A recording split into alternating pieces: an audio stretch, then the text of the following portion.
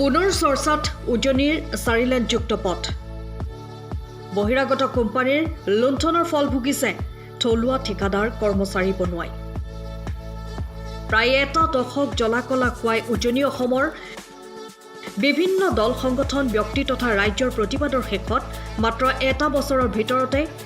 মোমাইকটা গড়বন্ধা দি বান্ধিলে যোৰহাট বাইপাছৰ পৰা জাজি পৰ্যন্ত 4 লেনযুক্ত পথ পথটো যদিও খৰতকীয়াকৈ সম্পূৰ্ণ কৰিলে অৱশ্যে উক্ত পথৰ অধিকাংশ স্থানতে বৰ্তমান পুনৰ মেৰামতি কাম চলি আছে ইপিনে পথ নিৰ্মাণত নিয়োজিত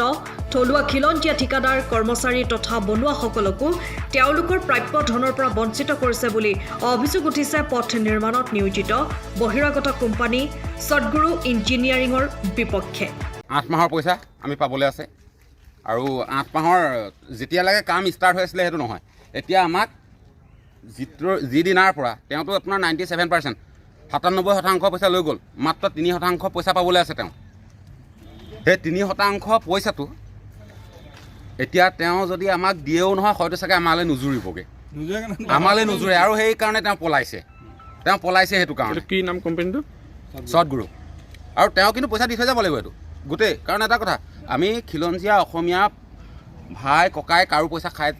বনিয়াক এৰি নিদিওঁ এতিয়া কাক দিবলৈ আছে এতিয়া আপোনাৰ আমাৰ এমপ্লয়ীক দিবলৈ আছে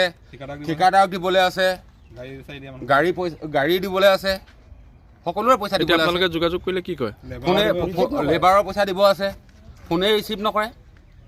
এনেকুৱা কৰিব নাপায় এইটো খুৰাকি দিয়া নাই মানুহে আপোনাৰ মেগী খাইছে এতিয়া কি ব্যৱস্থা গ্ৰহণ কৰিব আপোনালোকে এতিয়া ব্যৱস্থা আমি কি গ্ৰহণ কৰিম আমি এতিয়া থানাত হেৰি এটা দিম যে ইয়াৰ পৰা কোনো বস্তু তেওঁলোকে উঠাই নিব নোৱাৰিব আৰু যেতিয়ালৈকে তেওঁ সম্পূৰ্ণ পইচা নিদিয়ে সকলোৰে পইচা দিব লাগিব অকল কাৰোবাৰ বুলি নহয় সকলোৰে পইচা অসমীয়া খিলঞ্জীয়াৰ সকলোৰে পইচাটো দি থৈ যাব লাগিব তেওঁ দিয়াৰ পিছত তেওঁ সকলো লৈ যাওক আমি লিগেলত কৰিম আমি আনলিগেল নকৰোঁ কাৰণ এটা কথা তেওঁ কামটো কৰিছে আমিতো বেয়া নাই পোৱা কাৰণ কেলৈ আমাৰ ৰাইজৰে হেৰি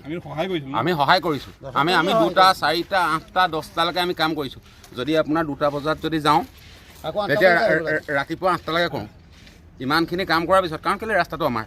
সকলো ৰাইজৰ আৰু তেওঁতো তাৰ বিনিময়ততো তেওঁ এটা মুনাফা পাইছে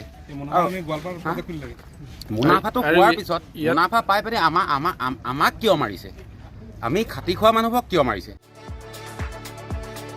আজি মেলেংস্থিত কেম্পত পথ নিৰ্মাণত নিয়োজিত থলুৱা ঠিকাদাৰ কৰ্মচাৰী গাড়ী চালক তথা অন্যান্য একাংশ নিয়োজিত বনোৱা ঠিকাদাৰ কৰ্মচাৰী গোট খাই কোম্পানীৰ বিৰুদ্ধে প্ৰতিবাদ সাব্যস্ত কৰে লগতে অনতি পলমে তেওঁলোকৰ প্ৰাপ্য ধনৰাশি আদায় দিবলৈ আহ্বান জনায় যোৱা মাৰ্চ মাহতে আমি এই ফ'লেন কোম্পানীত মাটি বালি এইখিনি ছাপ্লাই দি কাম সম্পূৰ্ণ কৰিছিলোঁ আজি 8 মাহ হ'ল 8 মাহে আমাৰ প্ৰাপ্য মোৰ লগতে বহুতখিনি আৰু ছাপ্লাই আছে তেওঁলোকৰ প্ৰাপ্যখিনি আদায় কৰা নাই এমপ্লয়ীখিনি পে'মেণ্টটো আদায় কৰা নাই আপোনাৰ এই বিষয়ে আমি জিলা প্ৰশাসনৰ লগতো 2-3বাৰ মিটিং কৰা হৈছে জিলা প্ৰশাসনে যোনটো সিদ্ধান্ত দিছে সেই সিদ্ধান্ত তেওঁলোকে মানি লোৱা নাই আজি ডেটলৈকে আৰু NSA দিছিলে GM ছাৰে এই ক্ষেত্ৰত আমাক কামটো কৰাৰ ক্ষেত্ৰত তেতিয়া বহুত আমাক অনুৰোধ জনাইছিলে তেওঁমতে কাম কৰিছিলোঁ কিন্তু আজিৰ ডেটত তেখেতৰ পৰা আমি সদুত্তৰ পোৱা নাই যে তেওঁলে এখন অথৰাইজ দিছিলে পে'মেণ্টটো ডাইৰেক্ট আমাক কৰিবৰ কাৰণে কিন্তু তেওঁ অথৰাইজ দিয়াৰ পিছতো আমাক পে'মেণ্ট কৰিব পাৰিম বুলি আজিৰ ডেটলৈকে আমাক কোৱা নাই মানে এটা সেইটো কথা আমি 97% কাম কমপ্লিট কৰি 97% পইচা লৈ গ'ল 3% পইচা পাব বাকী আছে আমাৰ এই পইচাটো দিব নিব আমি অনিশ্চয়তাত ভুগিছোঁ মানে সিদ্ধান্তটো এতিয়া আমি গোটেই ল'ৰাখিনি এমপ্লয়ীখিনিৰ সৈতে গোটেইখিনি লগ খাইছোঁ লগ খাই এতিয়া আমি এটা গোটেইখিনি লগ খাই এটা সিদ্ধান্তটো কৰিবলৈ একোৱেই নাই ইয়াত আপোনাৰ তাহাঁতৰ বস্তু কিমান 1 কোটি টকামান বস্তু আছে আমি বস্তুখিনি ৰাখি থ'লেতো একো নাই গোটেইখিনি EMI থকা বস্তু ৰাখি থ'লেতো একো কৰিব নাই কিন্তু এতিয়া সিদ্ধান্ত দিব লাগিব আমাৰ প্ৰশাসনৰ ফালৰ পৰা